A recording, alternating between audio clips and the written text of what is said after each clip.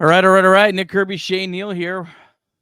Fun day so far for the Red Legs. See if they can hang on here in the top of the ninth. Reds leading 4-1. As always, if you are watching this later after the fact, down in the show notes, there'll be a timestamp of when we kind of do our traditional show when the game ends. You can just click that, go right to that, so you don't have to watch us just watching this inning together. But Shay, how's your Saturday going, buddy? It's good, man. I'm very impressed. Once again, Brandon Williamson just continues to build on his success. He looked good, and looks like pending, hopefully Alexis Diaz nailing down this ninth inning, Reds could be on their way to 4 in a row. Yeah, no jinxes. As always, like the stream, likes equals wins. Likes equals wins. It's science. We know that. So, but yeah, I mean, this has been just a funny. This game has flown by. Sorry if you'll hear some yelling in the background. I got a ton of people over today, on a Saturday. So we'll see how this goes. You're more popular than I am, Nick. No, I'm not. My wife is, not me. That's for sure. All right. Tough spot. Marty, Carol Gurriel. I mean, that's why you get a lockdown closer. Yeah. All right. Put that on Do Not Disturb. All right.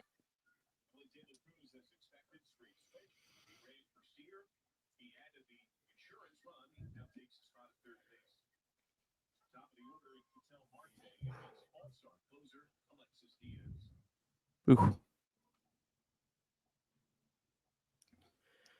Marty, I mentioned it briefly yesterday. Marty is a better hitter as a righty, but he has more pop as a lefty. So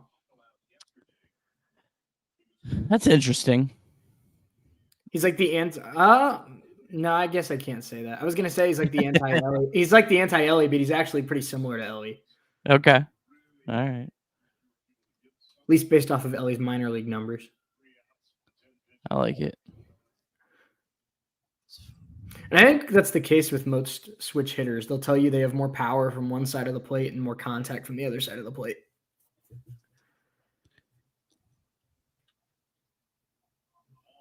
Trying to think who else was like that. Someone that I feel like I'm really missing that had that exact type of. I think Lindor's got more power as a lefty. Yeah. I think that. Yeah. Jose Ramirez actually is better both contact and power as a lefty, but he's pretty good on both sides of the plate. Yeah, he's a pretty good player. He's not bad at all. I don't know. The big one is the big one that I know is better as a righty is as a righty is Ozzie Albies. Significantly better contact and power against left-handed pitching. Oh, good pitch. All right, my computer just said reset required. I have no idea what for. So really fight. Did you not see that last pitch? I'm seeing the replay now. That was a nasty pitch. Yeah. Alexis is feeling good when he's pumping 97. Because he usually sits about 94.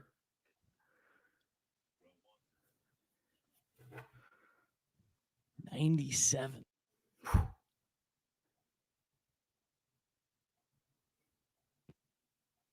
Carroll bunting earlier in the game. A little surprising. Oh, boy.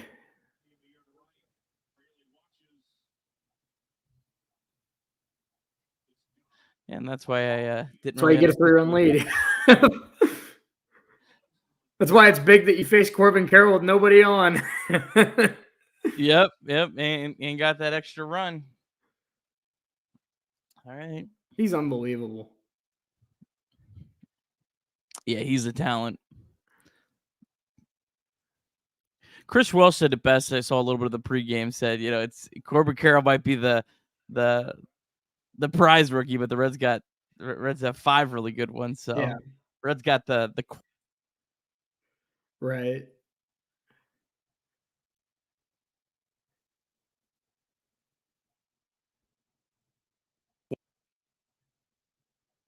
All right, one more.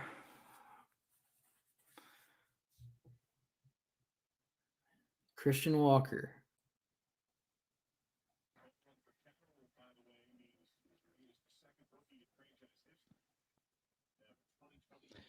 How you doing, Nate? Hope you're doing well on this Saturday.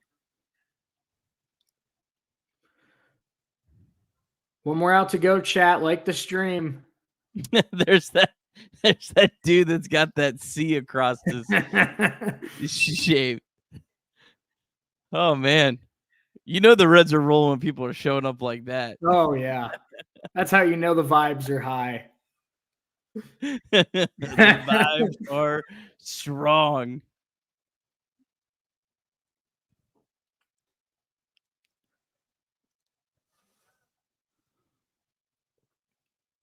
What's up, Corey? Corey, I hope your Saturday is going well.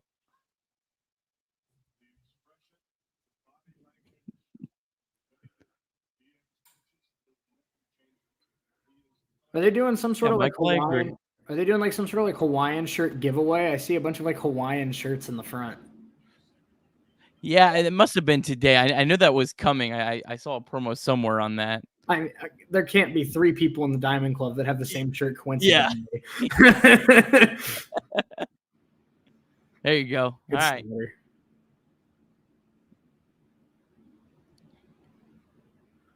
One more strike.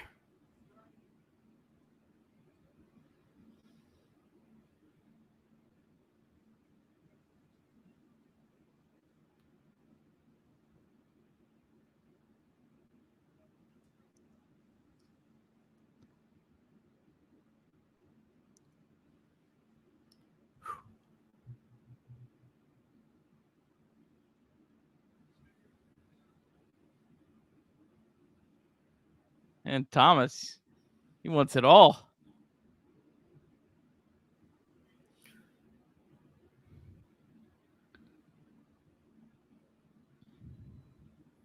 Might as well throw in Ohtani with that. Just a little jam shot. At least he made him get a hit. Yeah. So I didn't walk him. I mean, it doesn't matter, but the concept. Alec Thomas coming in to pinch hit. Let's go, dishwasher. That is awesome. I hope that was on Bedfred Sportsbook. If not, we still like you. That's awesome. All right. Likes. Come on. We need one more out.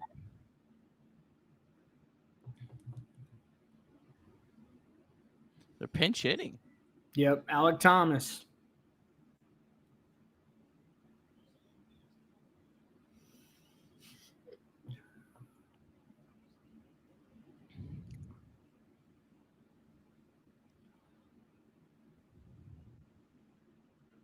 Good pick. Longoria has just fully accepted his platoon role.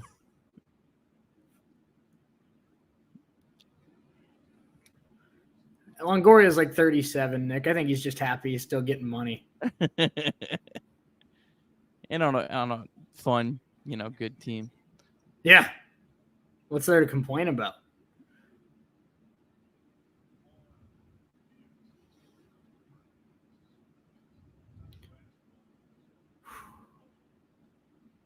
Good slider. Ooh, what a pitch. Oh, man. One more strike. Come on, chat, like the stream. Fire him up, Shay. Fire him up. We got to keep the streak going. Shay's a winner.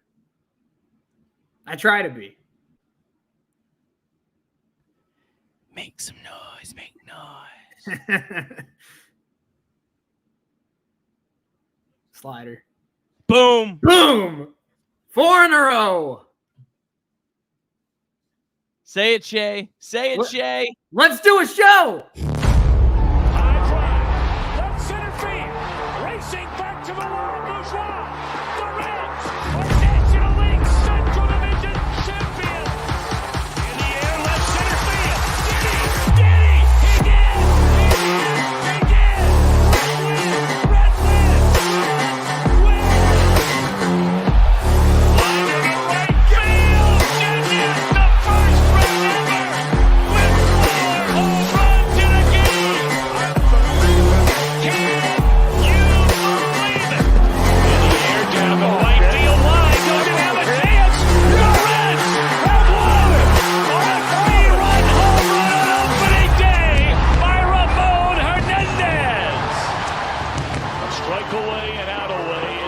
Bailey. Ground ball to third. Frazier gloves. Throw to first. And Homer Bailey, for the second time in his major league career, tossed the no-hitter. Oh, God. Are you kidding me? Holy moly, the second player in major league history to hit 7 home runs in the first 10 games. In the air, and the Reds win it. What a dream beginning to a career of Jay Bruce.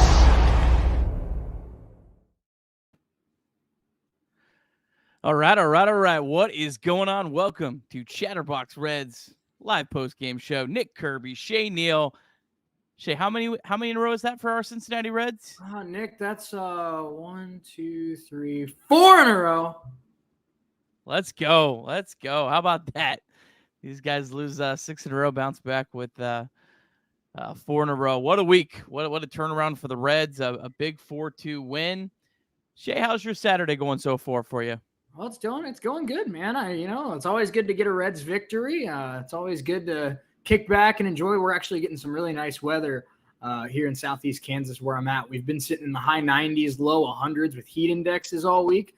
And today is sitting about 85. So much, much better. We're having some nice weather and nothing better than a Reds win. Yeah, lovely weather up here in Northeast Ohio. So, yeah, good day for the Reds. Well, let's tell you what happened today. In case you were out and about, didn't get to see this one. It was a scoreless game going to the 6th. Brandon Williamson against Brandon Fought. Both pitchers were just really outstanding early in this game. Diamondbacks finally got a run on a single and then a double in the top of the 6th, but that was all they got today on Brandon Williamson, who will be a heavy topic on today's show. 6 innings pitched, 3 hits, just 1 run, 1 walk, 5 strikeouts. Continues his absolute incredible pitching of late. And the Reds fell down, and just like the Reds have done most of this year, Shay, they fight right back. Bottom of the 6th, Sure. TJ Friedl hit a solo home run. Next batter, Matt McClain hit a solo home run. Next batter, Jake Fraley hit a solo home run. That's back-to-back solo shots. That put the Reds up 3-1. Reds will get another run in the 8th. Turned out to be pretty crucial in this game. Spencer Steer singled, then TJ Fraley hit a double. David Bell elected to go with Ellie De La Cruz to pinch run for Steer on third base. Ellie getting a much-needed day off today, and it turned out to be big because Ellie was able to score on a weak grounder. Cowboy said, and I probably agree, probably would have been hard for Steer to score on that play. That put the Reds up 4-1. Alexis Diaz did give up a run, a solo home run to a National League Rookie of the Year favorite Corbin Carroll, but Reds win 4-2. Reds now 54-46 on the year. We'll see how the rest of the day shakes out. So far, the Marlins, they blew a 3-0 lead. They lost 4-3 to the Rockies today. So the Reds were tied with the Marlins and the Phillies for the last wildcard spot. So the Reds have passed the Marlins.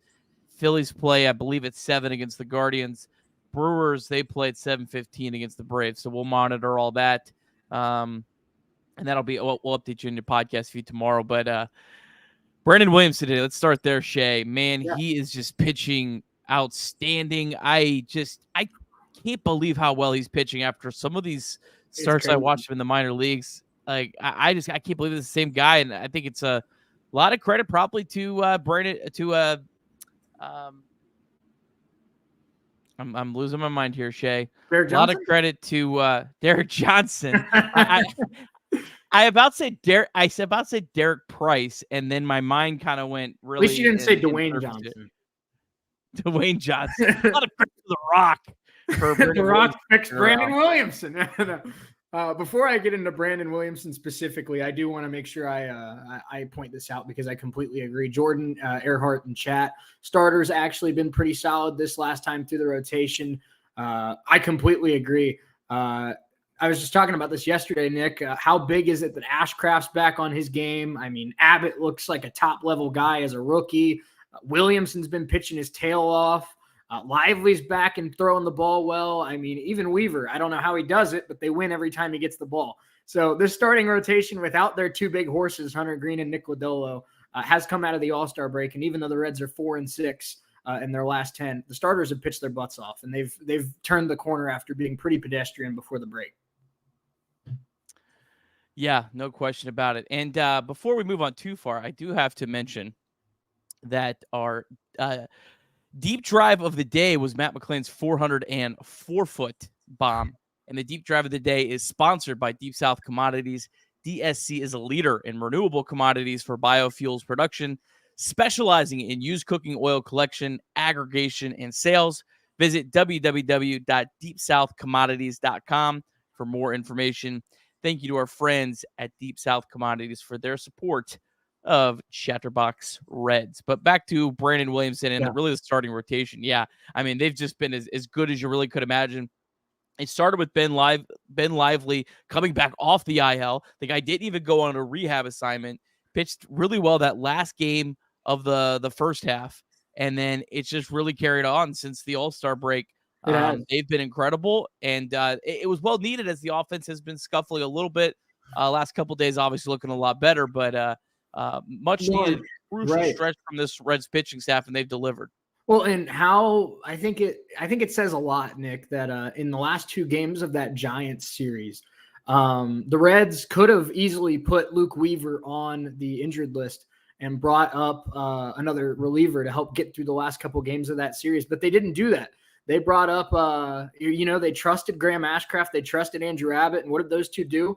They went 14 innings, I believe, allowed 2 combined runs in those 2 games. So they're clearly trusting this rotation more than they did maybe a couple months ago, and they're being rewarded for it. And since Brandon Williamson specifically today, he just pitched his 12th big league game, Nick. He's almost at 60 innings. I wanted to pull this up because I had a feeling this was the case, and it is the case. In his last 7 games, so after the first 5 starts, we had a really good first start, couple not so good starts, couple meh starts, but pretty up and down first 5 games. Since then, 7 games started, 32 innings, 3.94 ERA, only 10 walks, and a whip of 1.13. For a rookie at the back end of the rotation, that'll play. He's been spectacular.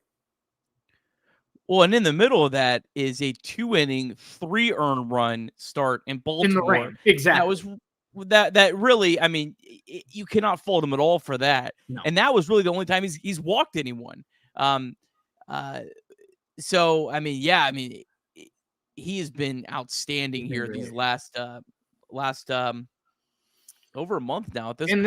And it's crazy. It's crazy that I talked about it with Clay when the Reds made that trade. Williamson was in the conversation for best left-handed prospect in baseball in terms of left-handed pitcher. 6'6" frame, got strikeouts, was really dominating Double-A, I believe, when they made that trade. And this is the left-handed pitcher that the Reds wanted to get in that deal. This is the Brandon Williamson that we thought he could be. This last month or so, he's not Hunter Green and punching out 10 a start, but Nick, he's just getting guys out. And that works. And he's been his last 7 starts, like you said, with the exception of a couple rain delays, it'd be even better. If you take out the 2 rain starts, his ERA probably 3. Yeah. Yeah, he's pitching awesome. And a couple other guys that are pitching really well. Got to give some love to the guys in the bullpen. Ian Jabot, perfect inning at third, retired all 4 batters he faced with a strikeout. Ian Jabot gets a lot of crap at times. He's got a 3.12 ERA. He's had a really, really nice season, especially for expectations coming in. And then Alex Young, the one lefty, retired both batters that he faced today. He's got an ERA of 2.31. I know both of those guys have struggled a little bit this year with inherited runners.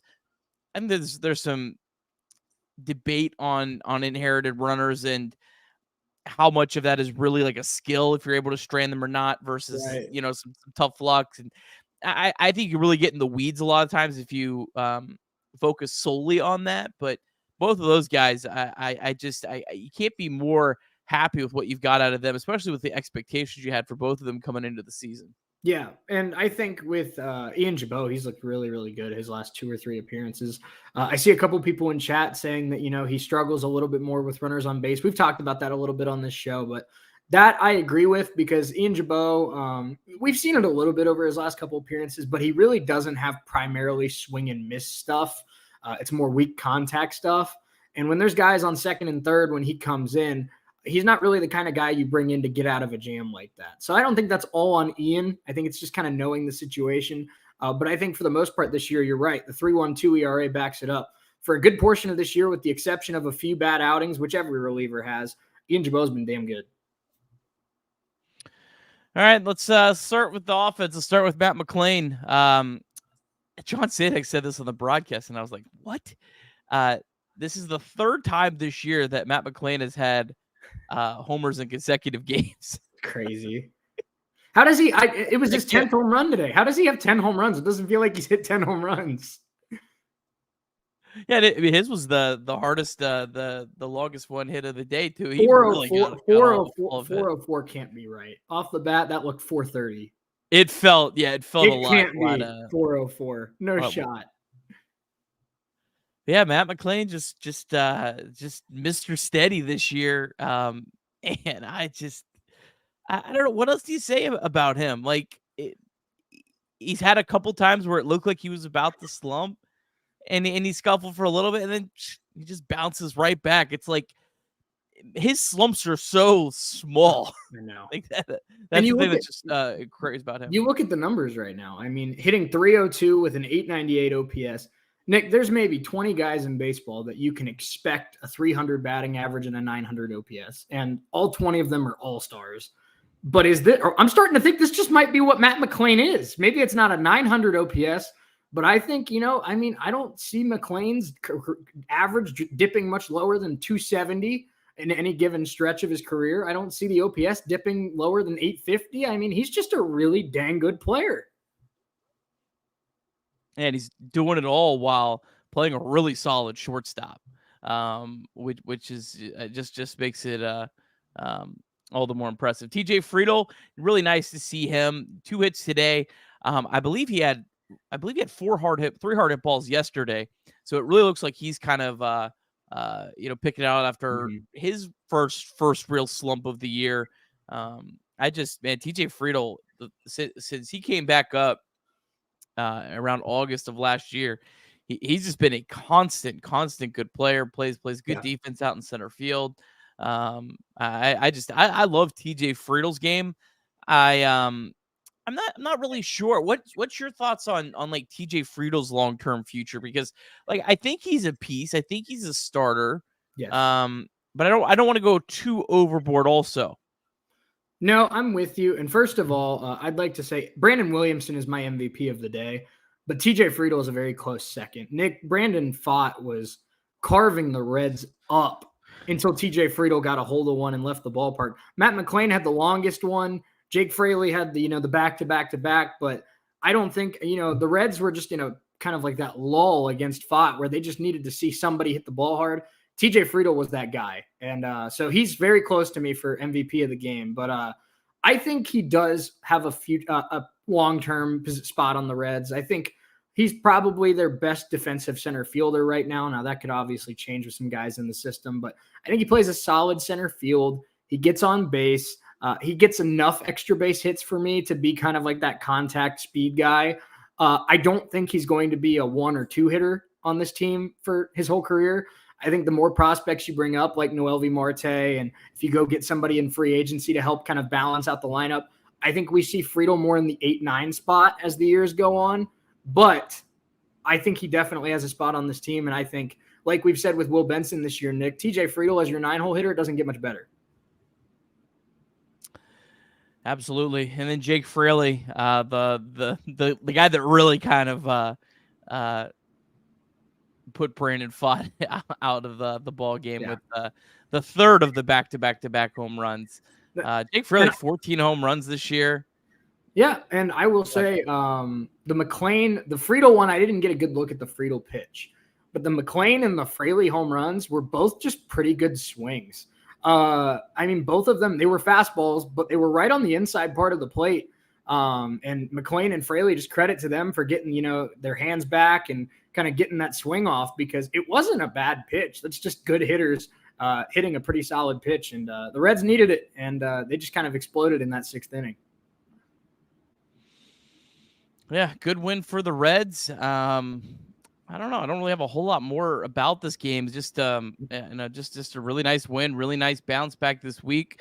We'll kind of wait and see what happens in the rest of with the Brewers and then with the Phillies tonight. But man, the Reds are just putting themselves right back in a good spot here in these two races that they're really in right now. Now, yeah, exactly. And I see this comment here from Carlton, and I want to highlight it because I kind of have a take on this, Nick, and I don't think we've talked about it. Saying Benson's the future leadoff guy with how well he takes pitches. Of course, great eye at the plate, good speed, good power. I could easily see that. I don't know why I think this because he's never hit in this spot in the lineup, at least not with the Reds. But Nick, my long-term outlook for Will Benson is a 2-hole hitter. What do you think? I'm fine with either one. I mean, I think that, I think eventually, I want him at the top. I think I'd like to have Friedl hitting ninth. But I've said it a lot this year. I think that leaving Benson at the bottom of the lineup is probably the best move for him right now. If you listen to that podcast that he did, he really went through a lot mentally this year. Yeah. And I just don't know why we would want to risk moving him up higher and messing with what's going on, especially if we don't need to. Now, like let's say things kind of go off the rails for a while. Then maybe, you would want to maybe be a little bit more aggressive there. But I don't think the trade-off really is enough right now because you have a good lineup 1 through 9. It's not like it'd be a lot different if you had really bad hitters hitting high. But the Reds do not have a bad hitter in the lineup. Jonathan India's got a lot of flack. He's not a bad hitter. Jonathan India would be a better hitter than a lot of teams have that are in playoff races at a spot in their lineup. So right, yeah. I'm not in a rush right now. I'm with you. I think Benson, of course, has better upside as a leadoff hitter than Friedl, but Friedl can absolutely hold his own as a leadoff hitter. I think he's done it all year. But I think just to counter on your point, and I do agree that I wouldn't rush Benson at the top of the lineup immediately because you don't want to kind of mess with that psyche. He's dialed in right now. He has the highest OPS by a Red age 25 or younger since Joey Votto. So, I mean, Will Benson is just about as good as you can be right now. I don't want to necessarily mess with it this fast. But at the same time, I think to just kind of counter that, Will Benson's been so good now for, 6-8 weeks of the year that he knows he can play at this level now. The first time they sent him down when he was struggling, I think a big part of it was he's never really succeeded at the major league level. And I think he kind of had that mental block of, am I ever going to be good enough to play in the big leagues? If Will Benson goes through a slump now, I think he knows he can hold his own in the big leagues. And I think he knows he's a good hitter in the major leagues. So I'm not in a rush to move him up, like you said, but I'm not also against moving him up because I think this is a different Will Benson than it would have been a couple months ago. Yeah, maybe I'm just being a little overcautious, but I think your point's very valid about how I think he probably to himself now believes a little bit more. Hey, I can do this at the major league level, but I still have a little bit of a concern that he might start trying to do a little bit too much. Yeah. And again, there's not a bad hitter. There's not a bad hit. There's not a bad. I think you could the lineup that the Reds put out today, and then obviously Elly De La Cruz and take any of those guys out. Outside of Tyler Stevenson, who I think is pretty clearly the worst hitter in this lineup, which is really incredible. Mm-hmm. The other 8 guys, you really could put them wherever you want, and it's really not going to move the needle that much one way or the other. Right. So that's kind of crazy. How I look at it. I'm glad you mentioned that. It's crazy because earlier in the year, Nick, and this is not meant to be a bash on Tyler Stevenson because I think he's gotten so much better defensively, and he is not a bad hitter by any means. But he was hitting 3-4-5 for this team, the first month of the year. And now I think it's comfortably one of the 3 worst hitters in the lineup every day. So it's just crazy how better this lineup has gotten very, very fast. I agree with, I think not just with Will Benson, but with a lot of pieces, with the future of Jake Fraley, the future of Jonathan India. They're not going to make any long-term major shakeups in the 2023 season. I don't think we'd see anything like moving Benson to a leadoff spot or moving, one of the starters to a bullpen role or something like that. I don't think we'd see anything like that until the offseason. Yeah, I'm with you there, but man, what a week for the Reds. This has been awesome. Let's go ahead and take a look at well, first off, we'll look at what's going on in the Reds minor leagues here tonight. The Daytona Tortugas, I believe, have just gotten underway. Nope, they're actually delayed. They're delayed. They were supposed to start at 6:35 tonight. But Louisville, Brett Kennedy, he'll be starting tonight for the Louisville Bats, 7:15. Chattanooga be in action at 7. The GOAT himself. Yeah. Brett Kennedy, the legend in DC. And then Chattanooga be in action at 7:30. And then Chase Petty starting tonight for the Dayton Dragons. That game's just about to get underway. So if you got MLB TV, make sure you're dialed into Chase Petty tonight. Excited to see how he looks. And then tomorrow, Dbacks are going with the bullpen game against Luke Weaver. So go ahead, bet the over on Betfred Sportsbook right now. I don't know what it is, but bet the over. And I'm sure it'll be a 1-0 game one way or the other tomorrow, because that's how these things always tend to work out. Let's talk about Weaver for a second. I'm kind of surprised they didn't use that to IL him. I mean, I guess he must have the swelling just must have gone down, and like there was absolutely no reason, because it felt like a really easy time to just right. Well, let's put him on the IL. We can run through that whole cycle, sit him down, do a couple rehab starts, and buy yourself some time.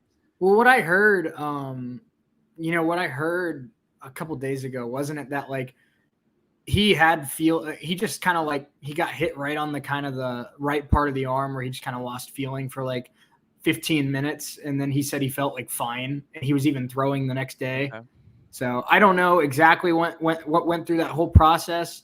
But it seems like he, avoided something serious. He's pitching tomorrow, but it's funny. We talk about Dream Weaver and just how the Reds find a way to win 9-7 whenever he takes the mound. But Nick, I'm being serious when I say this. Luke Weaver is due for a 6-inning, 2-3-run game. And I think it could be tomorrow. I mean, this Diamondbacks team is very good. This Diamondbacks team is very good. They have a lot of good hitters in this lineup, but I think if you play your cards right and you don't overthink it, I think this Diamondbacks lineup is a lineup you can pitch well against. And Brandon Williamson showed that today. The one thing I will say about Luke Weaver is his last start, he did strike out 6 batters. It was only over 2 2/3 innings, and he had not been missing a lot of bats. He hadn't struck out 6 batters since the end of May. He hadn't struck out about 4 since the end of May. Who hit the home run off of him? Was it Wilmer? He gave up 2 of them. Wilmer hit every home run in that series. Yeah. So yeah, I still hold out a little bit of hope that Luke could just have like this run of success, that somehow it's there. I also am kind of with everyone, like, good God, how many times are we going to keep running this guy out there?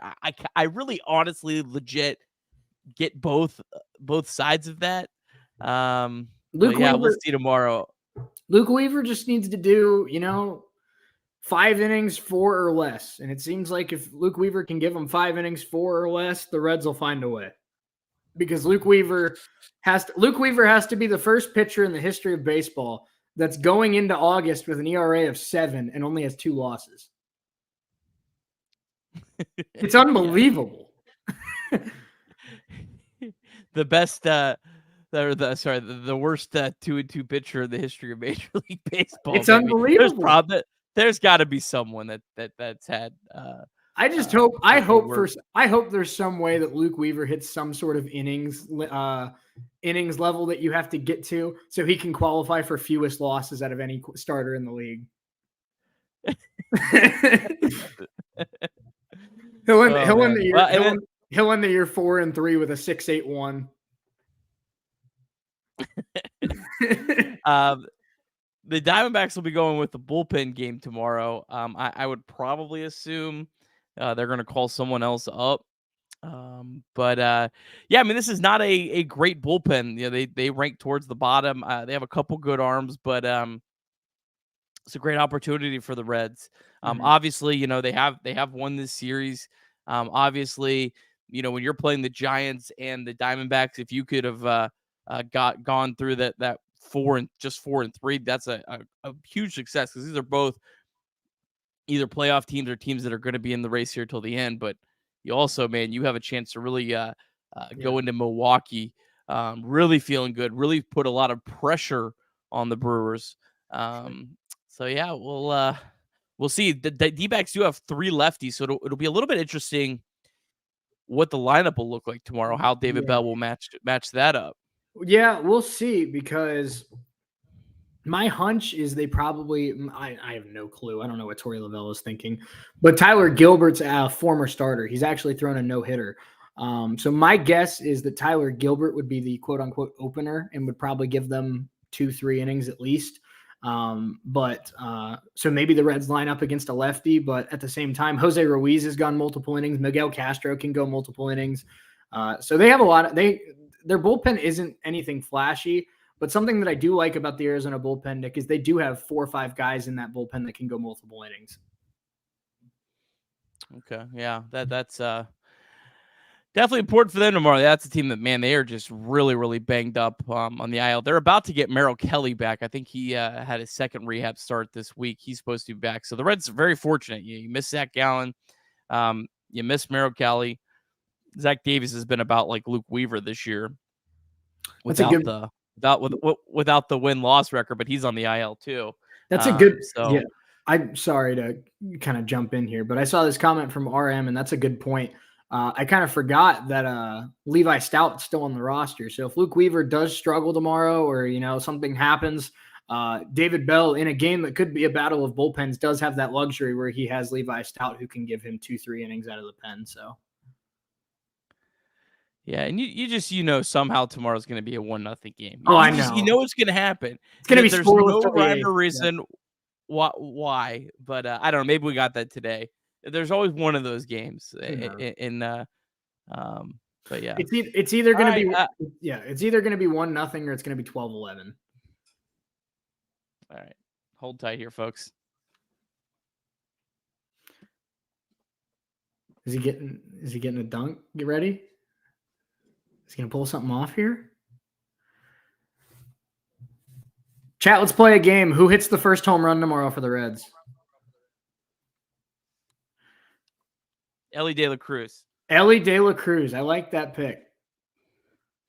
Got a day off. You know he's going to be rearing. Last time he got a day off, he hit 500. So, yeah.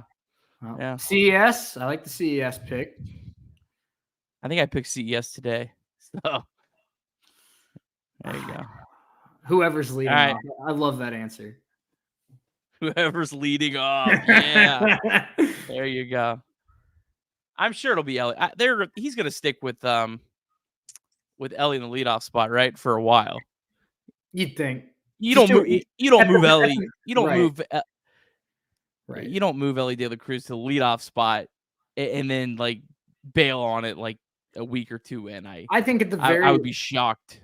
Yeah, I think at the very least, even if they don't think of Elly as a long-term leadoff hitter, that it gets him more at-bats and it allows him to see more big league pitching faster.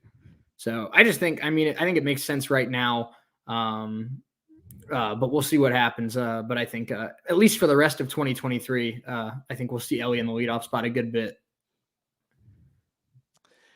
Yeah, I do love him in the leadoff spot long term. I think that's the best spot for him, no question about it. But we will see. Well, Shay, you're the best as always. Chat, you're the best. Make sure you tune in to Chatterbox Reds podcast. Like I said, I'll run through all the minor league action. I'll let you know what happens in the Brewers and the Phillies game, where the Reds are in the standings and all that tomorrow morning. So tune in Chatterbox Reds podcast. Like the stream on your way out. Make sure you're subscribed, all that kind of stuff. Appreciate all the love and support. Trace should be back in the fold tomorrow. I don't know. Do we abandon the dunks with the way your win streak's going? Is maybe the dunks a curse, or do we say that it's just it's too small of a sample? What do you think? I think it's too small. I think it's too small of a sample size. I think the dunks have gotten us this far. And I don't think he can just throw it away after, a tough week. So I think for at least the now, Ronnie's hit the nail on the head right there. The Brew Crew does stink. And the Reds are coming to Milwaukee to take first place back this week. So we'll hopefully make it 5 in a row tomorrow. But like you said earlier, Nick, the Reds find a way to sweep the Snakes tomorrow, and the Braves can help the Reds out a little bit and beat up on some Brewer pitching. Monday through Wednesday gets a little bit more fun.